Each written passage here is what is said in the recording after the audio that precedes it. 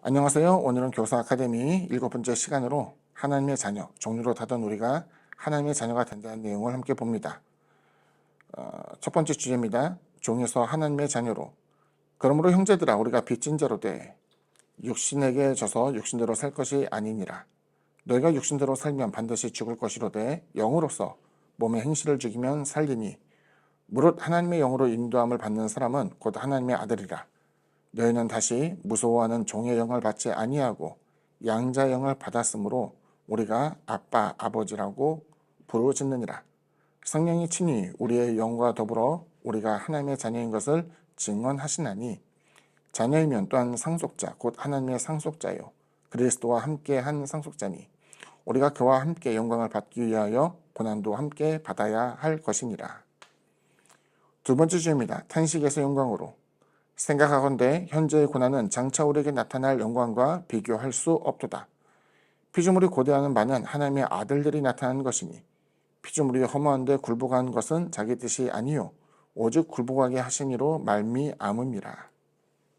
세 번째 주입니다. 죽음에서 부활로. 그런즉 이 일에 대하여 우리가 무슨 말하리요? 만일 하나님이 우리를 위하시면 누가 우리를 대적하리요? 자기 아들을 아끼지 아니하시고 우리 모든 사람을 위하여 내주신 이가 어찌 그 아들과 함께 모든 것을 우리에게 주시지 아니하겠느냐?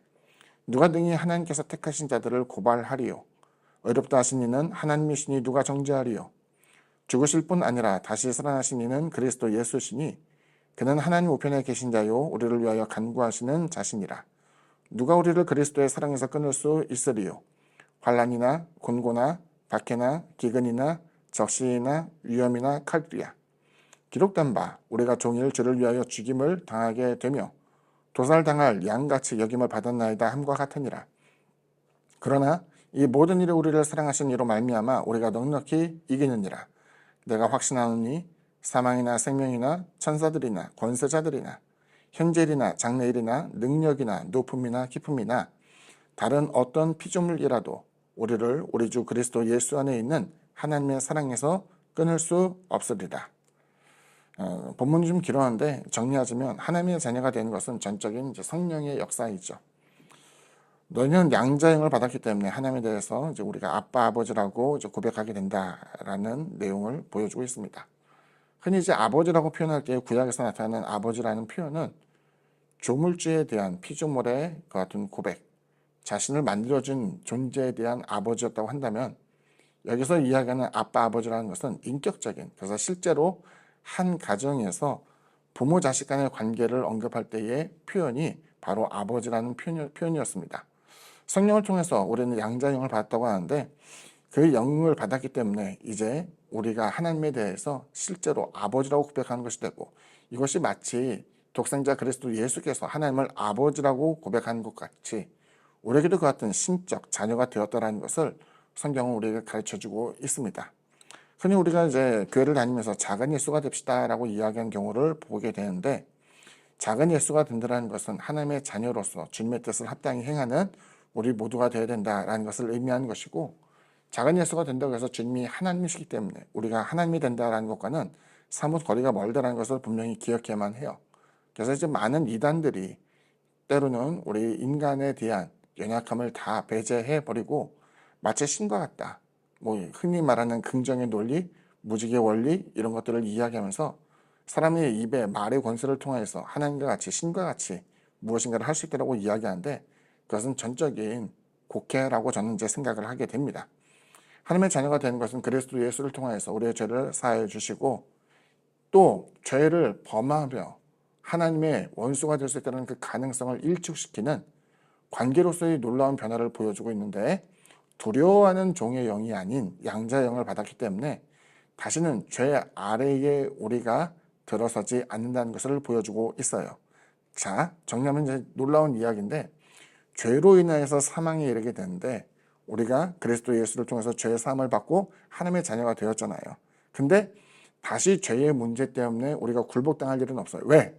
우리가 성령을 통해서 하나님의 자녀가 되었기 때문에. 물론 우리가 죄를 범하면 회개하고 돌이키고 반성하고 하나님이 기뻐하신 일을 행해야겠죠. 우리는 하나님의 자녀가 되었기 때문에 하나님이 기뻐하신 바를 행해야 될 책임이 있는 것이죠. 다만 죄에 대한 그 추궁당하지 아니하는 것은 그 죄를 통하여서 우리에게 사망의 길이 주어졌다고 한다는들 그리스도 예수를 통해서 영생에 이르는 길이 우리에게 펼쳐졌기 때문이죠. 죄로 인해서 그렇다고 추궁받지 않는다는 것은 분명히 아니에요. 하나님의 뜻을 거절하고 하나님 자녀로서의 살기를 포기하며 죄 가운데 물들어 살 때에는 죄에 대한 영향력 아래에 있겠지만 적어도 우리가 하나님을 아버지라고 고백하며 아버지의 뜻대로 행하기를 원하는 모든 이들에게 죄로 인해서 참소당한 것은 없다는 것을 우리에게 보여주고 있죠. 두 번째는 하나님의 자녀가 되었다고 해서 모든 만족과 풍요로움이 주어지는 것은 아닙니다. 이것에 대해서 많이 오해하는 것 중에 하나가 뭐냐면은 주님이 십자가에 달려 죽음으로 말미암아 가시면류관 쓰심으로 우리의 저주를 옆구리에 창을 받으심으로 말미암아 우리의 죄악이 사해지고 또 대못 박히고 또 매를 맞음으로 우리가 나음을 입었다고 얘기하는데 그 모든 것이 우리에게 충만하게 일어나지 않을 수도 있다라는 거예요. 그러니까 제가 이제 오순절 교단에 속해 있기 때문에 이 부분에 대해서 부정하는 것은 아니에요. 부정할 수도 없겠죠. 다만 우리에게 그리스도의 고난에 동참할 수 있는 길도 열어주었는데 그 고난에 동참함으로 말미암아 때로는 주님께서 십자가의 고난을 통과하여 부활의 영광을 드러내었던 것처럼 우리에게도 하나님의 자녀가 되는 놀라운 은총을 주었지만 우리 역시 하나님의 자녀로서 하나님께서 원하시는 때로는 이웃, 때로는 공동체, 각자의 가정, 생활 반경 가운데서 누군가를 위해서 희생하고 고통을 당할 수 있다는 것을 우리에게 보여주고 있죠. 분명한 것은 주님도 고난을 당하셨던 것처럼 우리도 고난을 받을 수는 있겠지만 주님이 부활하신 것 같이 하나님의 영광이 우리 가운데 있다는 것을 보여주고 있죠. 마지막 부분을 보면 죽음에서 주님이 부활하신 것 같이 죽음이 우리를 가둘 수는 없습니다. 우리가 하나님의 자녀가 되었고 자녀를 향한 하나님의 사랑은 어떤 피조물, 어떤 상황이 장애물이 된다 하더라도 우리와 하나님의 사랑은 함께한 것을 보여주고 있죠. 여기서 이제 우리가 생각하는 것은 세상에는 많은 무력, 또 참소하는 이들, 그리고 다른 어떤 우리가 생각할 때에 장엄한 존재를 통해서 하나님과 나 사이가 가로막힐 수도 있다라는 생각을 하게 됩니다. 근데 인간이 아무리 생각해봐도 가장 크게 가로막을 수 있는 것이 무엇이겠어요? 사망이란 말이에요. 사망. 죽음이라는 것이 사실은 우리가 가장 두려워하는 내용이기도 하고 그 죽음이라는 것이 모든 사람이 피할 수 없는 모습이라고 생각을 하지만 주님께서 죽음을 통해서 부활하심으로 말미암아 우리에게 영생에 이르는 길을 그리스도 예수를 통해서 우리에게 보여주게 되었고 주님을 우리에게 내어주신 그 하나님의 사랑이 여전히 우리와 함께하고 있기 때문에 다른 어떠한 것이라 할지라도 하나님의 사랑에서 우리를 끊을 수 없다는 것을 우리에게 보여주고 있죠. 그 아이들 키우면서 이제 방학이 되어서 큰애가 이제 방학이 되면 이제 먹는 음식을 좋아하기 때문에 엄마 오늘 점심 뭐예요? 뭐 이렇게 관심을 많이 가져요. 점심을 열심히 이제 차려놓으니까 이제 먹게 되는데 재미난 것은 먹으면서 저녁 걱정을 해요. 저녁은 도대체 뭘 먹지? 어떤 걸 주실 건가? 막 이러는데 생각해보면 우리가 굶긴 적 없거든요. 굶긴 적은 없는데 그 부분에 대해서 이제 아이 입장에서는 호기심도 있고 또 걱정도 되고 어떤 음식이 나올까 기대도 되는 뭐 여러 가지가 있을 것 같아요. 우리가 그리스도 예수를 믿는다는 것은 하나님이 나를 위해서 좋은 것을 예비하시고 설령 내가 좋아하지 않는 것이라 할지라도 때로는 우리를 연단시키시거나 혹은 하나님의 영광을 더 크게 드러내기 위한 하나님의 방편이 숨어있다는 것을 우리가 생각하게 되죠. 그러면 인생에 있어서 감사가 돼요.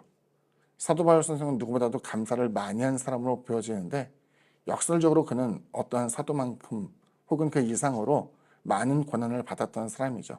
그 고난을 받으면서 생각하는 것은 뭐냐면 여기서 고난당하는 것이 장차 주어질 하나님의 영광에 비교하면 아무것도 아니기 때문에 그 고난조차도 즐거워할 수 있었던 것을 보여주고 있죠.